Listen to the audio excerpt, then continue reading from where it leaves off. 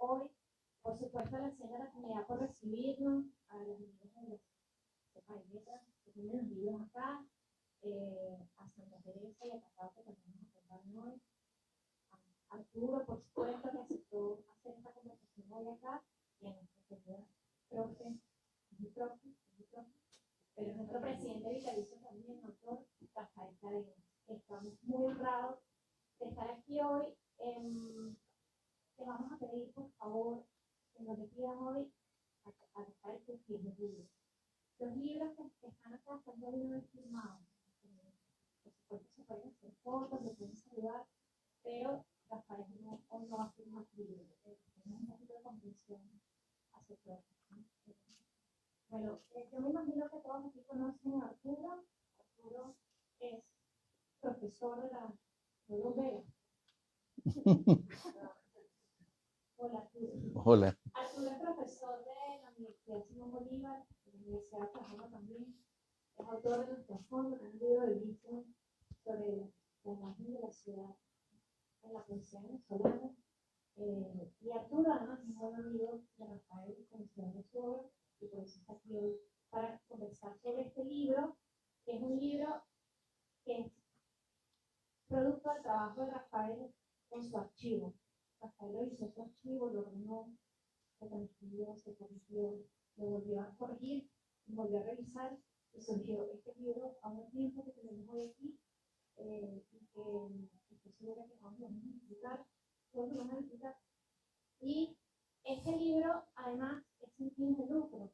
Ni la Fundación ni Rafael van a recibir dividendos del libro, todo va a ser donado al Instituto de Previsión del Profesor de la UCB, en gesto de Rafael hacia la universidad, que como todos sabemos, Rafael es un defensor de la universidad y de la educación. Bien, no nos queda más. Gracias por acompañarnos. Espero que disfruten la conversación. Arturo, gracias. Bienvenido. El mando.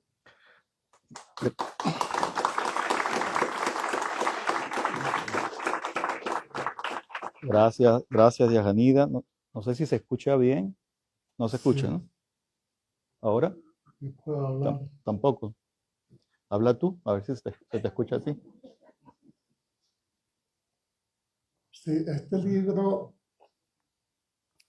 ha debido salir hace 3 años o más, pero hubo una serie de inconvenientes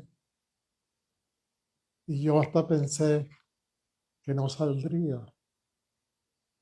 Gracias a Diajanida, por fin salió, pero antes estuvo en España, después creo que en Colombia, de nuevo en Venezuela, y no sé si volvió a Colombia. Yo no conozco exactamente la historia de este libro. Repito que no es un libro para leerlo como si fuera un ensayo largo o una novela, sino que la variedad del libro permite que el lector escoja lo que le interesa. Verán en el índice la serie de temas que trata.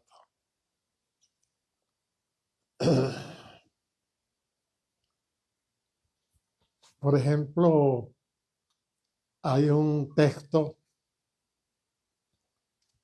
que se titula Senda de Oku, que es excelente, por ejemplo, para alguien que viaja con frecuencia o que piensa viajar, porque leyendo a Basho,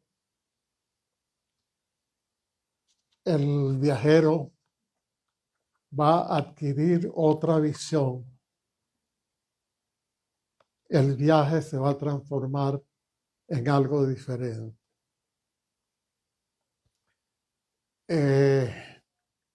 Otro de los textos, porque yo tuve que releerme algo que no me gusta.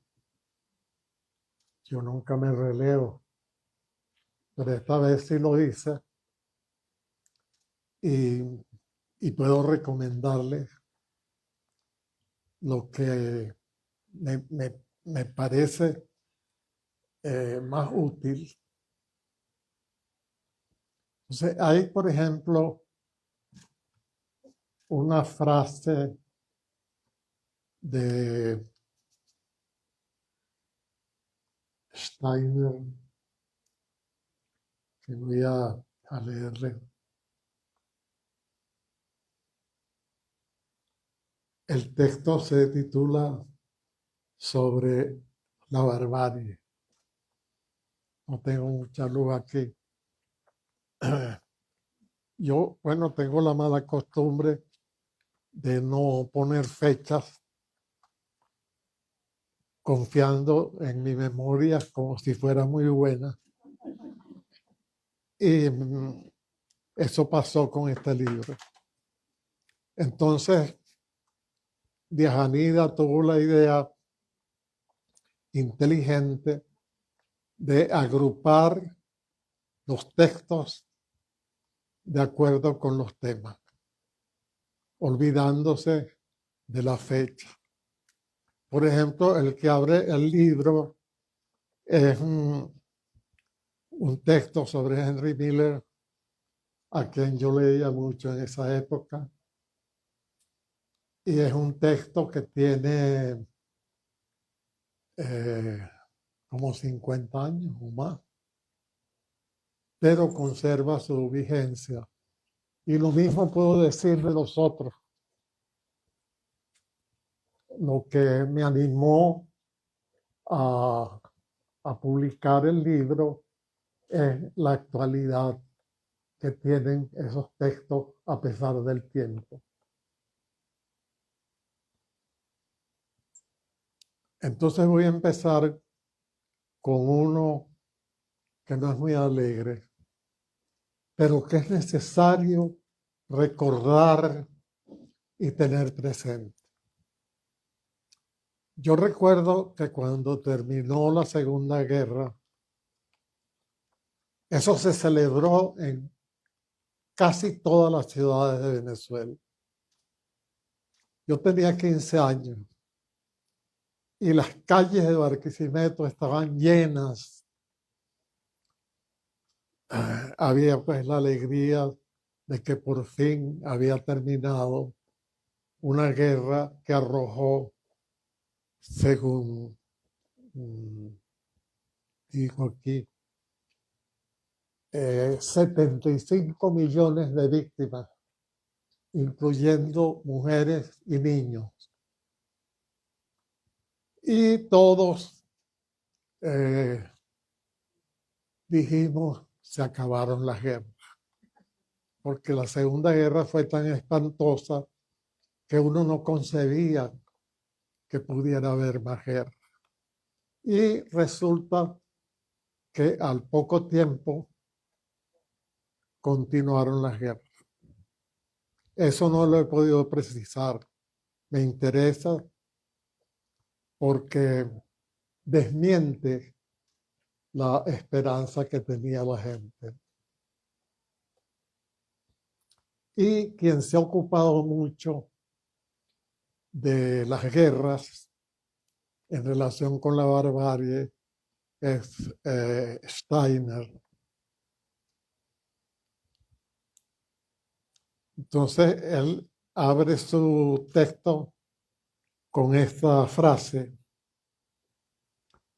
Primero, insisto en que debemos asombrarnos ante el horror de este siglo.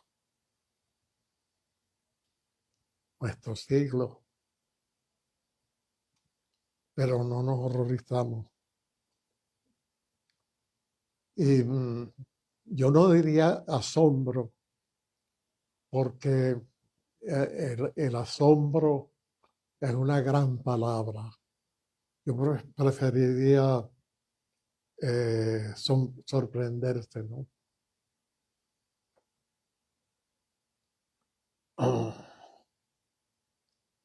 Lo que veo es que no tengo mucho, mu- mucho espacio aquí.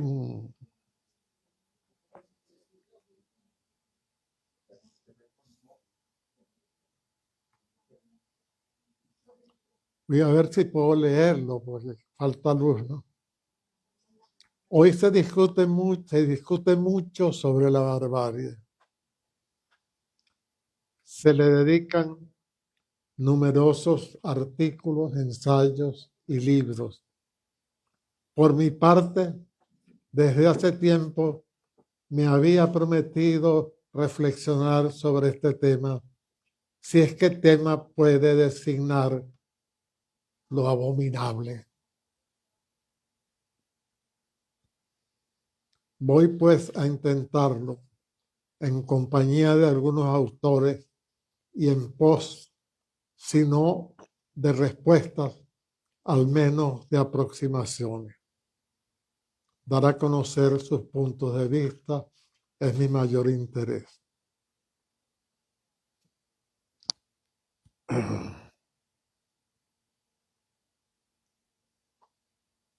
Por cierto, al final se refiere a Venezuela, habla de los de los encuentros armados y cita a Antonio Arraez. Según él, en el siglo XIX hubo casi 40 enfrentamientos armados entre caudillos que pasaron de héroes de la independencia a eso. Querían el poder, luchaban por eso, o por cualquier otro deseo.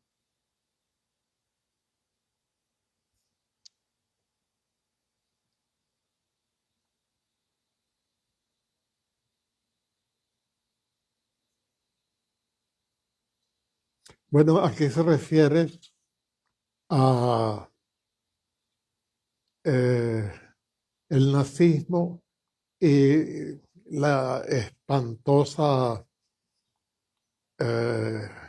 matanza del Holocausto.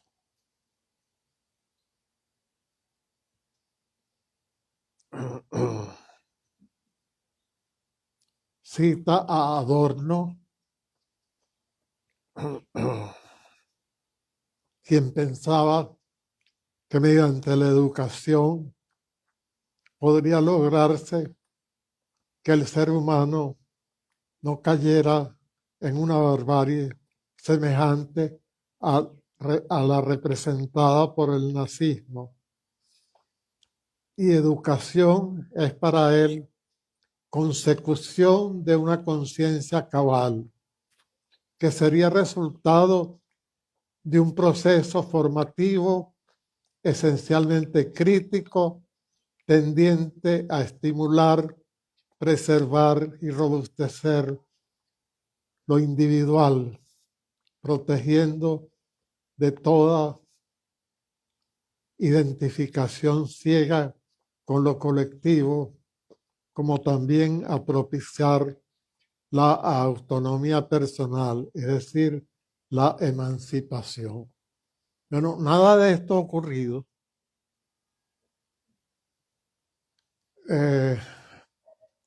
Después de la Segunda Guerra, ha habido una sucesión de guerras menores, pero la lucha armada no ha cesado.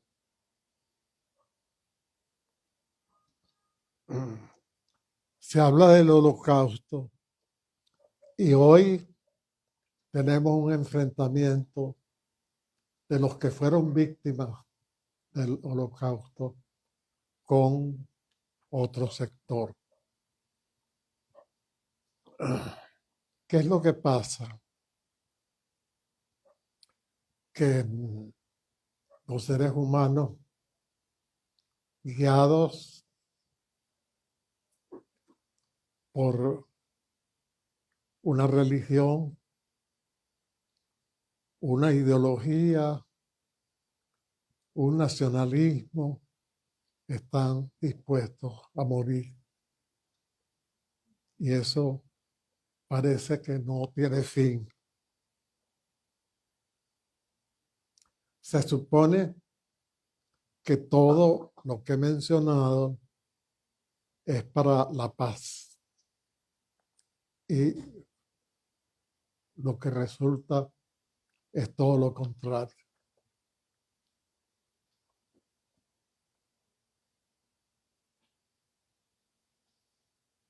A mí me interesa mucho esta parte del libro, hasta quisiera que pudiera editarse aparte, porque estamos en una situación parecida. O sea que estamos en guerra.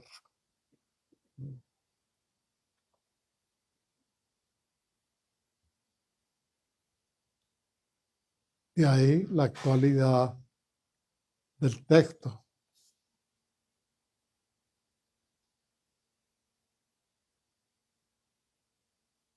Pero quería buscar los datos que trae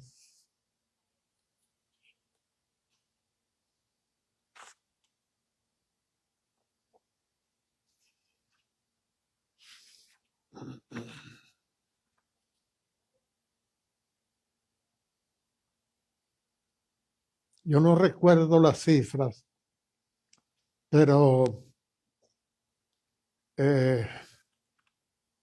él dice que la Segunda Guerra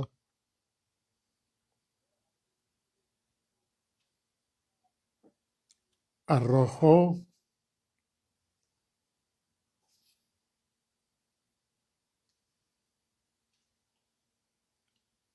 75 millones de víctimas.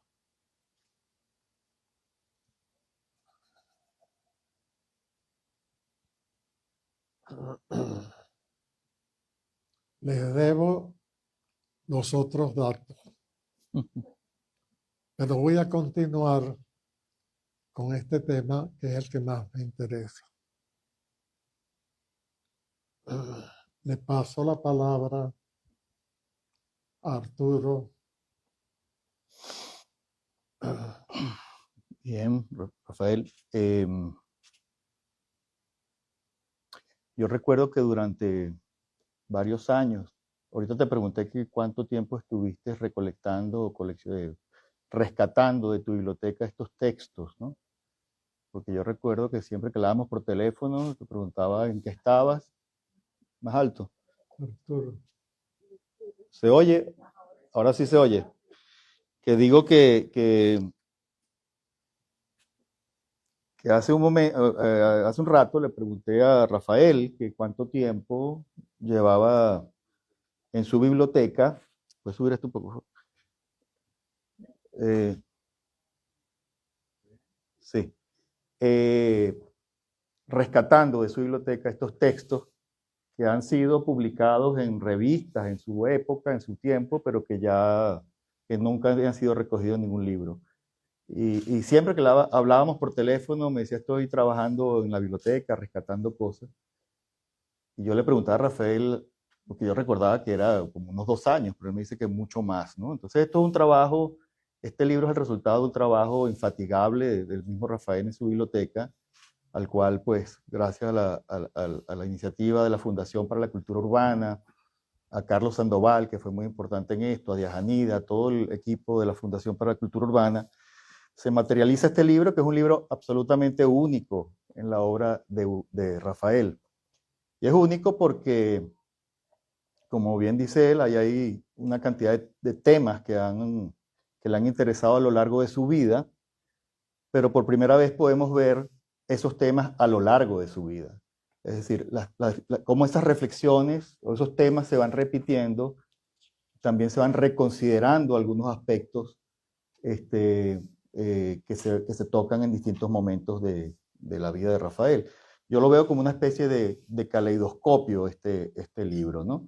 Y es un libro que, tanto para el lector que ya conoce la obra poética y ensayística de Rafael, como para el que no la conoce, va a dar cuenta, es novedoso, incluso para el que conoce la obra de Rafael, y que está en completa correspondencia con su obra, tanto ensayística como poética, y que tiene una absoluta coherencia. Ahí podemos observar la absoluta coherencia que hay en el libro. Ahorita Rafael, cuando hablaba, decía que el libro salió con dificultades y dijo a pesar del tiempo. El libro se llama Aún a tiempo. Aún a tiempo, a pesar del tiempo, ¿no? Yo pienso que este libro, el título mismo, nos llama a reflexionar, ¿no? Aún a tiempo, una frase, ¿verdad? Un adverbio de tiempo, una preposición y un sustantivo tiempo. No hay verbo allí. Aún a tiempo. Aún estoy a tiempo de decir cosas que son importantes. Aún estamos a tiempo de escuchar cosas que son importantes. Y creo que esta primera persona del singular que se hace plural, es parte fundamental de la vida y de la obra de Rafael. Rafael es un poeta donde, como podemos verlo desde sus primeros poemas, la estética se conjuga con la ética. Y la ética tiene que ver también con en este sentido, un llamado al colectivo. Bueno, como sabemos, si hay una cosa en la que se ha afanado Rafael a lo largo de su vida es en acabar con la preponderancia del yo y más bien buscar el tú, ¿verdad? Buscar el tú, buscar el nosotros. Eso por un lado. Por otro lado, esta reunión, que es una ocurrencia de Paula, en buena medida, o en todas las medidas posibles, se llama Aún a tiempo, un país, una obra. Entonces, si bien ese tema que estaba abordando ahorita Rafael, ¿no? De la guerra que permanece, en este caso hablando de la Segunda Guerra Mundial, pues también caemos en el país, inevitablemente. La cifra de la que hablaba Rafael cita en varias partes del libro, el libro de Antonio Arraiz, se llama Los días de la ira. Antonio Arraiz dice allí que desde la fundación del país, dice, desde el 1 de enero de 1830 hasta el 31 de diciembre de 1903, en Venezuela hubo 74 revoluciones. Eso ya nos habla de la historia del país, de lo que hemos sido, ¿no? Y tiene que ver con esta barbarie a la que se refería Rafael. Ahora, para poner en diálogo, bueno, la prosa de Rafael es una prosa siempre elocuente, dialogante y pensante, como es su propia poesía.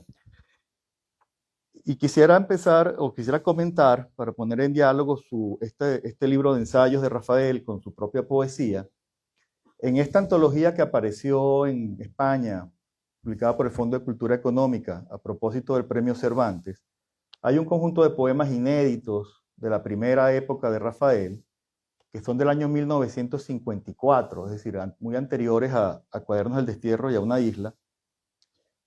Y es muy impresionante la vigencia de estos poemas, y también constata el dolor por el país que ha estado siempre en la obra de Rafael, incluso cuando muchas veces no se hace explícita, ¿no? Entonces simplemente voy a leer dos poemas de esa primera sección, que se llama Poemas de Trinidad, de 1954, para ponerlos en relación con parte de lo que en los ensayos se dice. El primer poema del libro se llama justamente País. Te has quedado dormido entre espadas, sin la prometida luz. Ninguna mañana viene a despertarte. Los militares son eternos. Y otro poema de esa misma sección se llama Dictadura. De cada hora sale un grito. La historia nos persigue con sus botas. No hay día que no esté salpicado de sangre, pero hay fervores que siguen en pie. Aprenderemos por fin. Esa interrogación, ese último verso, aprenderemos por fin, para mí estaba absolutamente vinculado con aún a tiempo. Aprenderemos al fin. Y el momento que vivimos es un momento, digamos, estamos hablando del año 54, estamos hablando de hace 70 años. Pareciera tener plena vigencia, ¿no? Aprenderemos al fin, ¿no? Que está en este poema, en este poema y en este título enigmático y a la vez muy diciente, ¿no? Rafael, ¿te hago alguna pregunta o vas a hablar de otra cosa? Rafael, ¿no? ¿te hago una pregunta? ¿Qué piensas tú? Ando buscando unos datos aquí. ¿Estás buscando unos No los datos? encuentro. Sí, tengo muchos poemas de esa época. Pues yo pasé 4 años en Trinidad y en Venezuela estaba un dictador que huyó cuando el ejército y el pueblo tomaron el poder. Y se llevó millones en una maleta. Eran 2, pero no pudo llevarse las 2.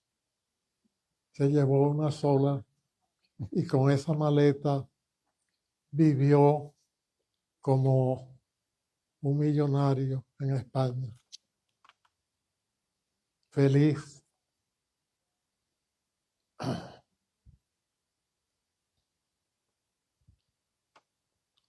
¿Cuál era la pregunta?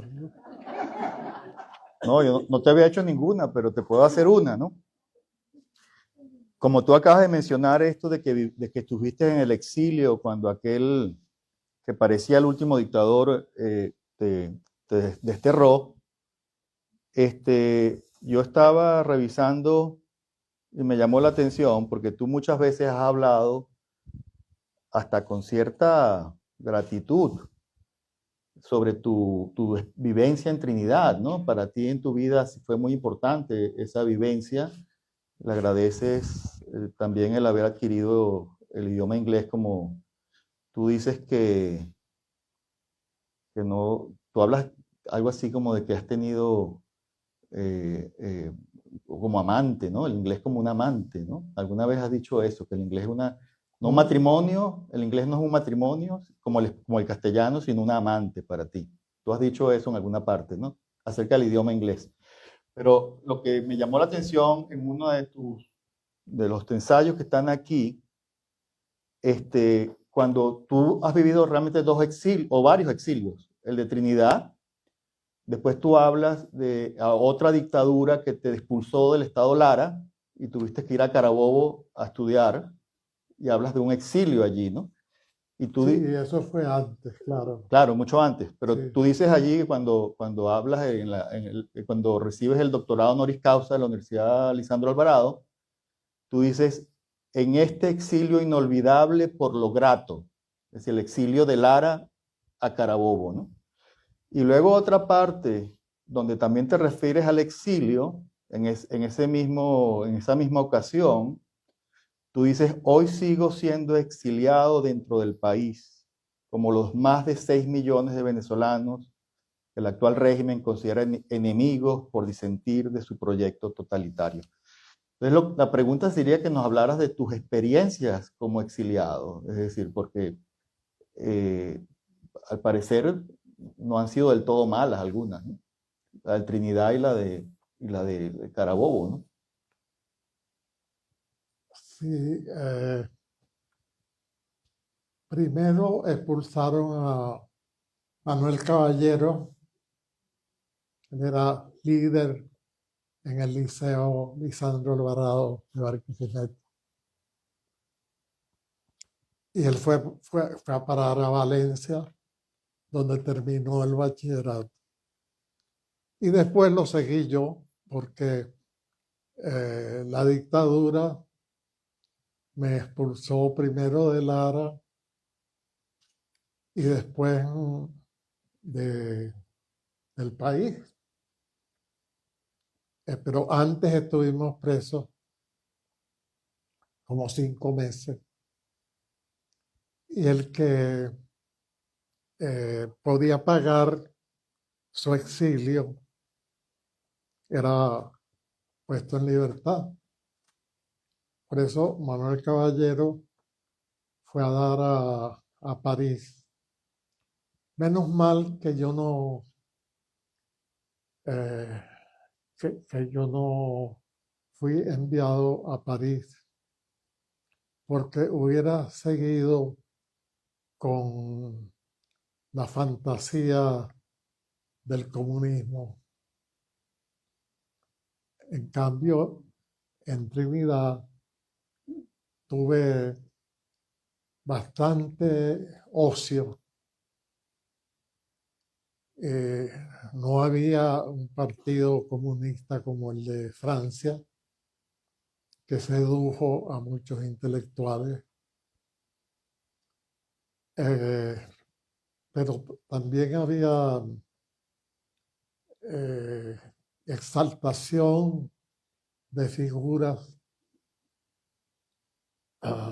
que luego se supo que eran diferentes a como los franceses las veían. Manuel siguió con su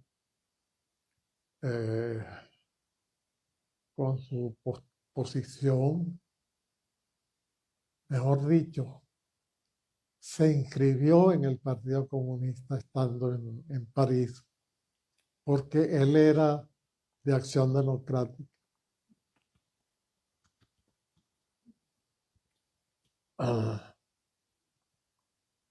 Bueno, en Trinidad yo pasé un año mantenido por mi familia, por mi tía, que hacía arepas, las vendía y me mandaba dinero cuando el bolívar valía. También mi padre, por supuesto. Hasta que pude encontrar trabajo en el Colegio de Venezuela. Era para muchachos de Venezuela que iban a aprender inglés. Y bueno, yo daba la parte de las materias en castellano, pero creo que no aprendían mucho inglés.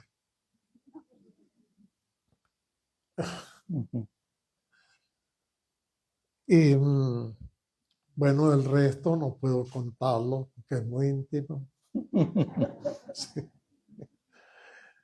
No me ponga en apuros. Claro. Hubo relaciones y me porté mal, pero no puedo entrar en detalle. porque después, cuando tuve conciencia, que fue como a los 40 años, se supone que a los 20 ya el joven tiene conciencia, pero yo soy lento en todo.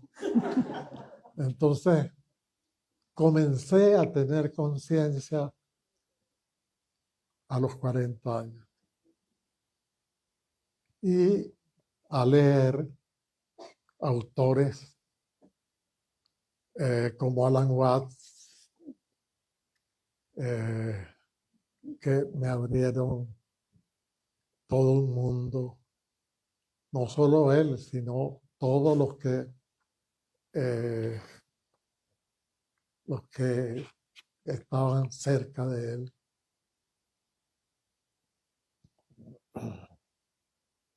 No sé si he contestado. Sí, claro, claro. ¿Qué te parece si pasamos? Te quiero comentar lo siguiente, ¿no? Ahorita leímos unos poemas del año 54, de hace 70 años. Pero en este libro hay un ensayo muy curioso, que se llama ¿Qué hacer con la esperanza? Y es curioso por muchas razones, pero una de ellas es que este ensayo lo escribió Rafael, porque en octubre de 1994, voy a leer la cita, a propósito de su 30º aniversario, FUDECO, la Fundación para el Desarrollo de la Región Centro-Occidental de Venezuela, consideró de interés abrir un espacio para la reflexión en torno a unas interrogantes planteadas institucionalmente. ¿Qué misión, qué rol desempeñaría el organismo en el futuro? ¿Cómo se desenvolvería el entorno local, estatal y nacional? ¿Con qué realidad nacional se enfrentaría la institución? Con base en estas interrogantes se organizó el panel La Venezuela Posible en el año 2024. Estamos en el año 2024. Es decir, que esto se escribió hace 30 años. Tú escribiste esto y ya se hablaba de la Venezuela Posible 30 años después. Y la convocatoria te incomodaba un poco, ¿no? ¿Qué hacer con la esperanza? Y voy a leer aquí un párrafo para explicar por qué te incomodaba. Decías hace 30 años, ustedes no se imaginan en qué apuros me ha puesto esta invitación a hablar sobre la esperanza. Les diré por qué. Esta palabra casi no figura en mi vocabulario. Pienso ahora, con ocasión de esta charla, que seguramente se debe a que la esperanza remite, como también la utopía, al futuro. Y ni una ni otra me atraen debido a mi adhesión, tal vez adquirida, al presente. Si bien debo reconocer, para ser fiel a mí mismo, que en mí subsiste en forma de sentimiento tenue, es algo muy humano y yo no he renunciado a mi condición. Si de pronto pudiese insinuarse en los adentros ese tengo la esperanza de que ocurra esto o aquello, pero sin perder de vista que la realidad es inexorable, ocurre lo que ella quiere, no lo que yo desee que ocurra. Y sabiendo que el presente es el tiempo central al que, si queremos abandonar el reino de lo ilusorio, hemos de prestarle la mayor atención. El pasado gravita desde la memoria y el futuro en la imaginación. Ambos forman parte de nuestra vida, pero es en el presente donde ella tiene su verdadera sede. Allí se juega toda y la esperanza nos desvía la mirada, que se va en pos del futuro. A veces no vemos la realidad, alucinados por la esperanza, que también es, por cierto, una de las virtudes teologales juntamente con la fe y la caridad. Siento desilusionarlos de nuevo, porque tampoco uso estas dos palabras. La religiosidad no es asunto de fe, es sentir el misterio del mundo, sobre el cual nada sabemos ni nada sabremos. La fe, además, implica creencia, que a mi ver no se relaciona con lo religioso. En cuanto a la caridad, la caritas latina, traducción de ágape y no de eros, la hemos limitado a un hacer el bien, lo cual es loable hasta cuando sirve al ego, algo muy frecuente. Aunque respeto profundamente a quienes se dedican a la caridad, la veo uncida a una creencia, lo que impide siempre la apertura, la amplitud que asocio con el amor, esa palabra que se suele usar al desgaire, con ligereza, sin saber muchas veces lo que significa. Llama mucho la atención de este párrafo. Es decir, Baudelaire decía que un poeta se reconoce por las palabras que lo obsesionan. Tú empiezas diciendo aquí que la palabra esperanza no está en tu vocabulario, del mismo modo que la palabra fe o la palabra caridad. Y fundamentalmente porque implican estar plantado en el futuro, en utopías, estar plantado en el pasado, y alejarse del presente. Y en contraste con eso, palabras que sí son características de tu obra y de tu pensamiento, está presente, está misterio y está quizás también religiosidad. Pero tú cuando comenzaste a hablar, mencionaste la palabra esperanza, cuando dijiste que la gente había perdido la esperanza cuando hablabas de la guerra, de la esperanza en que no hubiera más guerras, ¿no? Entonces, la pregunta es, ¿cómo te sientes hoy en día ante esta palabra, de la palabra esperanza? Igual, Igual. como lo digo. Mm. Sí. Pero ahora voy a vengarme un poco. Te voy a hacer una pregunta. No, pero es al revés. Yo te pregunto a ti. Porque yo tenía aquí marcado un párrafo y tiene que ver con Estados Unidos. Arturo da clases desde hace 7 años. 7 años. ¿Siete? Bueno, sí, 7. 7 años en una universidad En Oklahoma. en Oklahoma. Uh-huh. Entonces, bueno, su inglés es mejor que el mío. No. Pero la pregunta tiene que ver con lo que yo comencé. Hoy en Estados Unidos hay grupos neonazis. Yo pensé que eso era reciente, pero según Adorno, esos grupos neonazis, que son muchos además, tienen como 50 años. ¿Tú sabes algo sobre eso, Arturo? Bueno, tú mencionas aquí en el ensayo justamente donde hablas de la barbarie, en alguna parte me llamó la atención, lo marqué, porque tú haces referencia allí a la tragedia esta que hubo en Oklahoma City, que era un neonazi, un fanático que explotó este edificio, que hoy en día es un monumento a los miles de muertos que hubo, en honor a los miles de muertos que hubo allí. Sí, no solo siguen existiendo esos grupos neonazis, sino que se ha ido incrementando con la situación de polarización actual en Estados Unidos. Cuando, por ejemplo, Donald Trump dice, los inmigrantes nos están envenenando la sangre, eso lo podría haber dicho Hitler, ¿no? Y es terrorífico realmente lo que está ocurriendo, ¿no? Tanto estos grupos neonazis como de la supremacía blanca, como el Ku Klux Klan, todo eso sigue vivo, lamentablemente, en Estados Unidos, y no solo sigue vivo, sino que se sigue avivando, ¿no? Es decir, la polarización política ha hecho que estos extremistas, ¿no? Sigan muy vigentes allí, ¿no? Lamentablemente.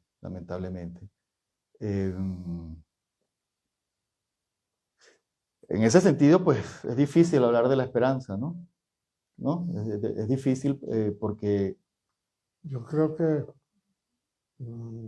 tenemos que olvidarnos de la esperanza, porque en este momento hay una guerra, no nos damos cuenta de el peligro que significa lo que está pasando diariamente. Aquí hay otra historia que ocurrió en una ciudad europea. Había una residencia de inmigrantes y un grupo de esa ciudad incendió el lugar donde estaban los inmigrantes. Murieron todos. Y las personas que presenciaban el hecho no protestaban, les parecía bien. Pensaban que los inmigrantes se merecían eso. Entonces, este libro es un libro útil. Es eso, un libro útil. Tal vez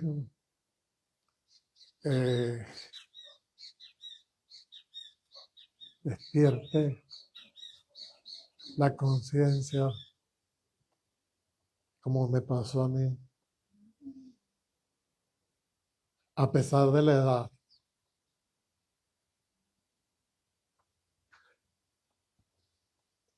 Es un libro didáctico.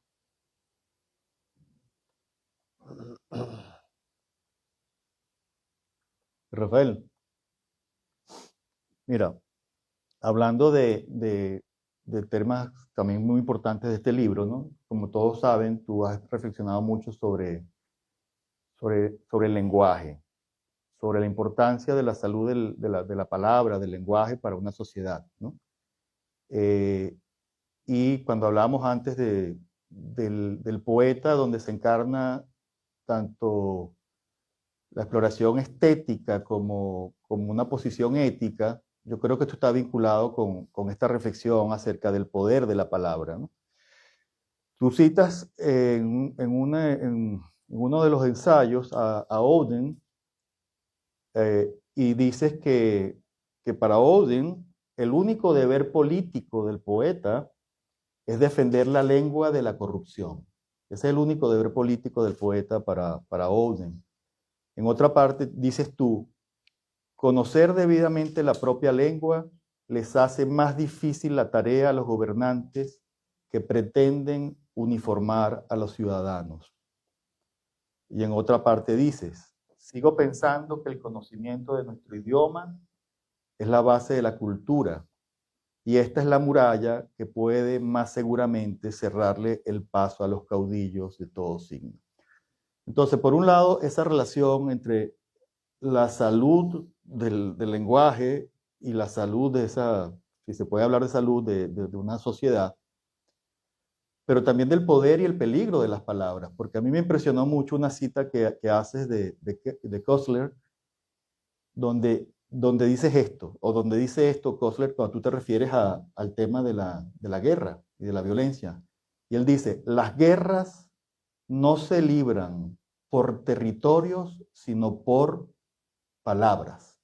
Son las palabras las que generan guerras. Y como decía Antonio Machado, sin retórica no hay guerra. Entonces, un poco, si nos pudieras reflexionar sobre ese rol de la palabra tan importante, ¿no? Por un lado, y tú hablas también de la rectificación de los nombres, de Confucio, haces varias veces mención a esta idea de Confucio, pero a mí lo que me parece espantoso es ver esas dos caras, ¿no? Ese potencial, esa potencia que tiene la palabra en uno u otro sentido, ¿no? Sí, el poeta Hölderlin decía que el lenguaje era el más peligroso de los bienes.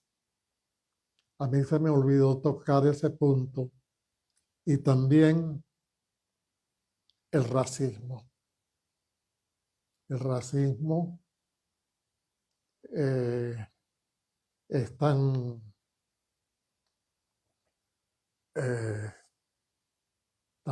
peligroso como los demás elementos que cité.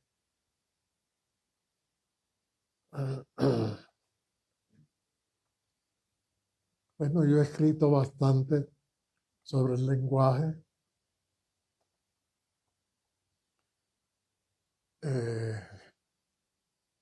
Será porque me cuesta hablar un poco, ¿no? Y me alivia el hecho de que Cervantes era un poco tartamudo.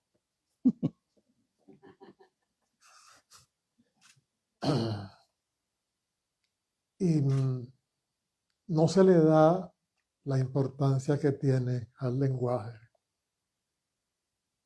Por ejemplo, en la Universidad Central, cuando existía, porque lo que quedan son pedazos, en el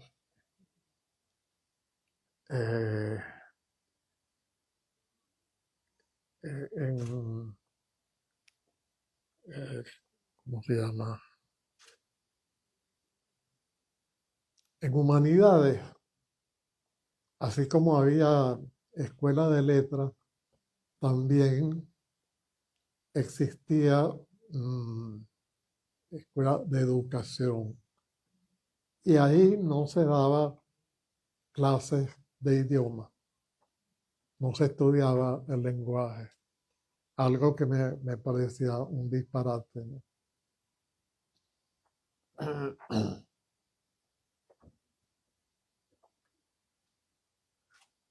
Rafael, tú ahorita mencionaste a Cervantes, ¿no? Y tú hace poco ganaste el premio Cervantes, como todos sabemos, ¿no? Tú cuentas en otra parte muy hermosa del libro, cuando hablas del pasado, de tu juventud en Barquisimeto, tú cuentas allí cómo conociste a Salvador Garmendia. Tú hablas de que tú eras muy tímido y un día viste a este señor, a Salvador Garmendia, y también no sabías cómo acercártele y le lo tocaste por la espalda y le preguntaste si a él le gustaba leer. Y él te dijo que sí, que a él le gustaba leer. Y se hicieron amigos, ¿no? Porque a los dos les gustaba leer. Y entonces cuentas allí cómo en la Plaza de Altagracia leían, y ahí fue donde comenzó pues esa amistad y esa afición, digamos, ese compromiso con la literatura, ¿no? Y cuentas que entre las cosas que leíste en esa época, pues estuvo obviamente el Quijote. Dices también que tú hoy en día piensas que Sancho, habría que reivindicar a Sancho, porque Sancho es el realista, ¿no? El otro es el idealista y tú vas más por la realidad, ¿no? Te interesa más Sancho. Y también hablas de cómo leíste en esa época a varios de los poetas de la generación del 27, ¿no? Que haces un recuento en el discurso del Cervantes de tus primeras aproximaciones a la literatura española, ¿no? Una pregunta oportuna es: ¿cuántos españoles han leído el Quijote? ¿Cuántos españoles han leído el Quijote? ¿Cuántos venezolanos? ¿Cuántos colombianos? ¿Cuántos? Así es. Ah, ¿Quién sabe?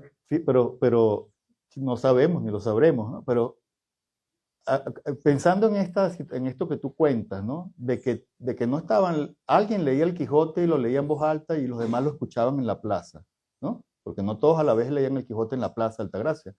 Alguien, no sé, Salvador Garmendia o alguien lo leería o se turnarían, no sé cómo sería, pero una persona lo leía y los demás lo escuchaban. Y digo esto porque cuando en 1605 aparece el primer volumen del Quijote, el Quijote se lee en las plazas en España, la mayoría de la población es analfabeta y se escucha el Quijote, ¿no? Y eso me pareció muy interesante, ¿no? Hacer la relación en el tiempo, de que entiendo, según lo que cuentas, que tu primera aproximación fue más bien auditiva o parcialmente auditiva en esa plaza. Y además el tema de la plaza pública es un tema que te interesa mucho a ti, ¿no? Pensando en las ciudades, ¿no? Ese centro, ese lugar de encuentro con el otro, con las otras personas, ¿no? Entonces, esa experiencia, de algún modo, varios siglos después, se reprodujo en Barquisimeto, un grupo de jóvenes leyendo el Quijote. Pero yo quería hacer otro comentario, y quizás esto no se sabe tanto. En 1590, Cervantes, que tiene problemas económicos y judiciales en Sevilla, él solicita venir a América, ¿verdad? Porque estaba difícil la cosa en España. Y Cervantes lo que pide un oficio en las Indias de los 3 o 4 que al presente de Mala, o como contador de las galeras de Cartagena o corregidor de la ciudad de La Paz. Entonces uno siempre se haría la pregunta, si en 1590 le hubieran permitido a Cervantes venir a América, que por fortuna no le permitieron, ¿no? Y la respuesta que le dio el doctor Núñez Morquecho fue: busque por acá en qué le haga merced, ¿no? Es decir, no tenía nada que hacer en América, no tenía puestos para él. Pero varios de los ganadores del premio Cervantes han reflexionado sobre esa situación de qué hubiera pasado si Cervantes hubiera venido a América. No hubiera escrito. No hubiera escrito el Quijote, ¿no? Sí, porque siempre estamos como condicionados, ¿no? Lo que yo le contaba a Paula, como las circunstancias ejercen tal poder sobre nosotros que pueden cambiarnos la vida. Entonces yo le decía, si Rilke hubiera tenido teléfono, no sería el Rilke que conocemos, sería otro. Y si hubiera tenido móvil, eso que tienen hasta los niños de 5 o 6 años, también hubiera sido otro.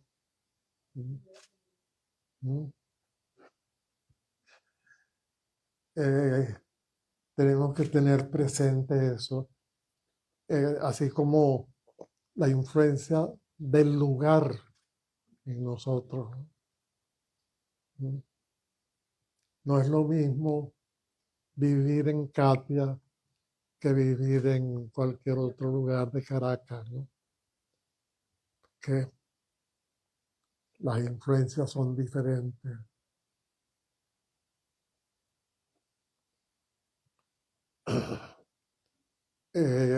Cervantes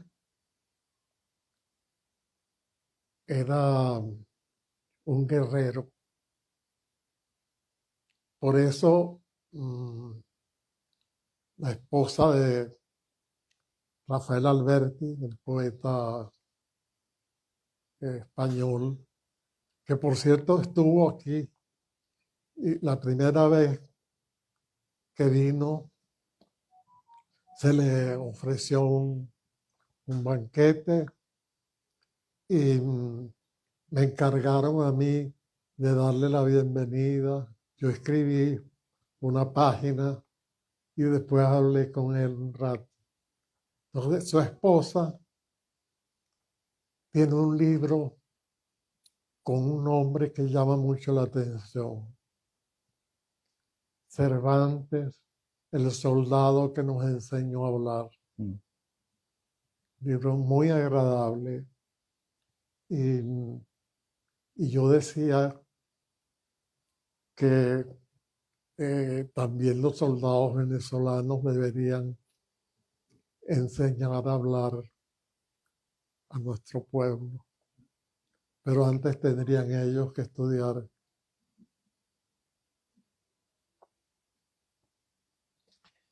Fíjense que ya hay libros antiguos, españoles, que para poder leerlos hay que traducirlos. ¿Sí? Traducir del español de hace, ¿cuántos años? 500 años, al español actual. Es decir, los idiomas van cambiando y hay que actualizarlos. El libro de Buen Amor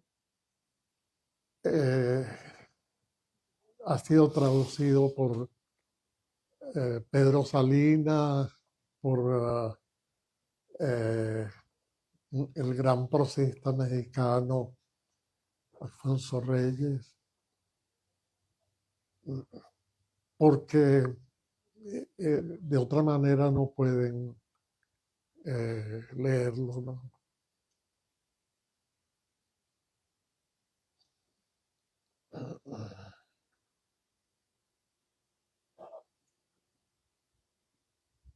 No sé si hay alguna pregunta.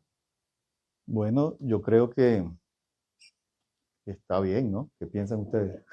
El manco del pan, para aclarar, hablar un poco sobre el personaje,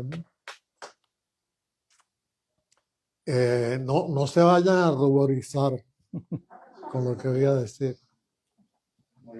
Se habla del manco de Lepanto. Lo que ocurrió es que había una batalla naval y Cervantes estaba enfermo, tenía fiebre, pero él era un soldado y aún con esa fiebre se lanzó a pelear y entonces recibió 2 tiros en el pecho y un tiro en la mano. Entonces la mano, afortunadamente fue la mano izquierda, le quedó inútil. En cambio, los 2 tiros en el pecho no le hicieron nada. Pero él cayó preso en manos de los berberiscos. Ujú. Y él tenía una carta que le había enviado un noble. Entonces, los musulmanes pensaron que podían pedir bastante dinero por el rescate. Entonces, la familia de Cervantes, 2 hermanas, una se llamaba Magdalena, la otra Andrea, comenzaron a recoger dinero para reunir el rescate. No lo lograron y al final alguien poderoso ayudó y Cervantes pudo regresar a España. Pero pasó como 5 años en ese ambiente árabe, digamos, ¿no? Pero él le cayó muy bien a un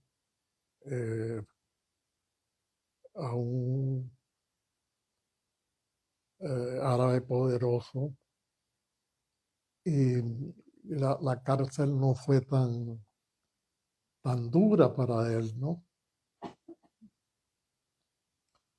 Pero sufrió más que Dante. Hubiera podido escribir el infierno. Entonces, cuando regresa a España, no es recibido como héroe, sino que tiene que buscar trabajos menores para sostenerse. Y las dos hermanas, eso no le gusta que lo diga uno a los españoles, ¿no? Por esa tendencia a idealizar, ¿no? Las dos hermanas eran cortesanas. Cortesana es una mujer que puede vivir con un hombre el tiempo que quieran sin casarse. O sea, no es esposa ni es prostituta, es cortesana. Y de eso vivían las hermanas de Cervantes.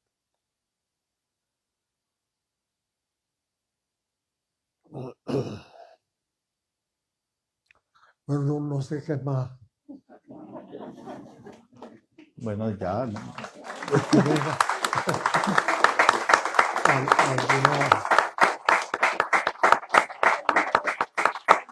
¿Alguna pregunta?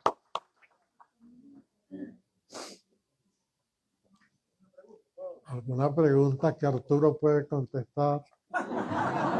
Bueno, yo te la digo para... ¿Qué hay de cierto lo que se ha visto a veces que el Quijote nació en Caracas cuando vino el pirata presto por el camino de los españoles y toda Caracas se fue corriendo y únicamente se fue atendiendo un señor viejo con una armadura de un caballo viejo también? El señor se llamaba Alonso Andrea de Ledesma. Sí. De mucha casualidad y hay quienes dicen que por eso el Quijote nació en Caracas. No sé, es una especulación muy grande, si pudiera haber algo de cierto en esto. O tú oyes mejor que yo. No, yo oigo mejor que tú, pero tú vas a contestar. Es decir, la pregunta es que si todo esto del Ledesma, de la historia esta de este personaje histórico, la pregunta que él hace es que hay de cierto sobre la posibilidad de que haya nacido en Caracas, que haya nacido en Caracas, pero tú dices que haya nacido en Caracas Cervantes. La historia del Quijote haya nacido de la leyenda esta de Ledesma. ¿Sabes algo de eso? ¿Sobre? Que si la historia del Quijote nació en Venezuela, está por ahí Elías. Se fue. ¿Cómo que se llama el autor? Que no recuerdo el autor de esa... Estaba de parranda.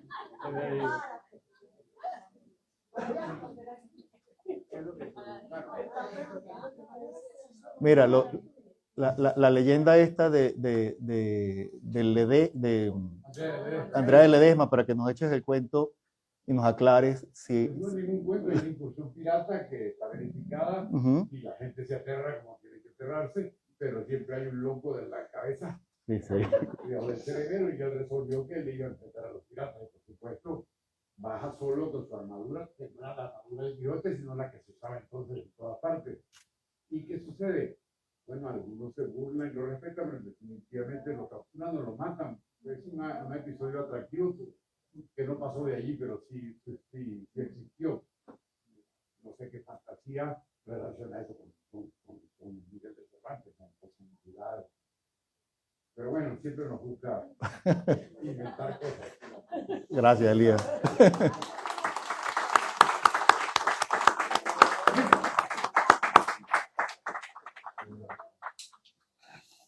Bueno. ¿Cómo usted consiguió ser el poeta más joven de Venezuela? Porque por lo menos usted está acostumbrado a los 7 años, aproximadamente. Y en esta época fue el poeta de Venezuela más joven y todavía lo es. ¿Oíste? que ¿Cómo conseguiste ser el poeta más joven de Venezuela? Porque, ¿cómo tú conseguiste ser el poeta más joven de Venezuela? Porque a los 17 años aunque creo que fue a los 18, 19, que publicaste Cantos Iniciales y tú eras Sí, el poeta más como- joven de Venezuela. Como a los 16 años. 16 años, ah, bueno, 16. ¿Que ¿Cómo lo lograste? ¿Que ¿Cómo hiciste eso? Porque había un grupo allá en Barquisimeto que antes se llamaba Nueva Segovia, donde estaba Salvador Garmendia y dos amigos más, Elio Mujica, Alberto Anzola, y todos tratábamos de escribir. Salvador publicó su primera novela, que él no la llamaba así, sino novelín, porque era muy breve, pero ya era un escritor. Y los demás tomaron cada uno un camino. Elio Mujica se dedicó a escribir para la prensa, crónicas breves. Se casó con una sueca.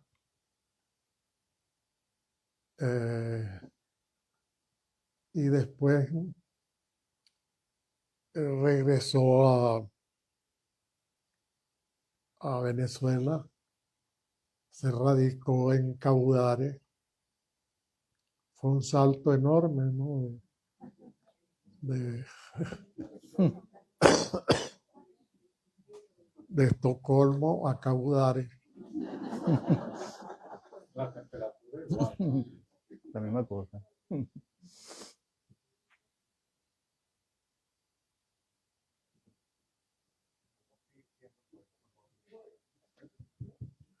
Aló, así. Bueno, queremos también cerrar no solo agradeciendo a la Hacienda de la Trinidad, sino con no esperanza, pero agradeciendo la plaza pública y estos espacios donde podemos respirar al aire libre, podemos reunirnos, conversar, escuchar y que se reproduzcan estos oasis que el país tanto necesita, la ciudad que queremos. Muchas gracias a muchas gracias a todos los que están acá y gracias a la Hacienda también. María Teresa, invitados todos a seguir aquí disfrutando el rato más, saboreando.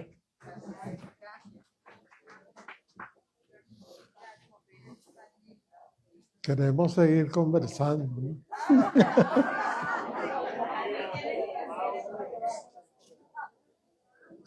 Nosotros estamos acostumbrados a Hola. ¿Qué tal?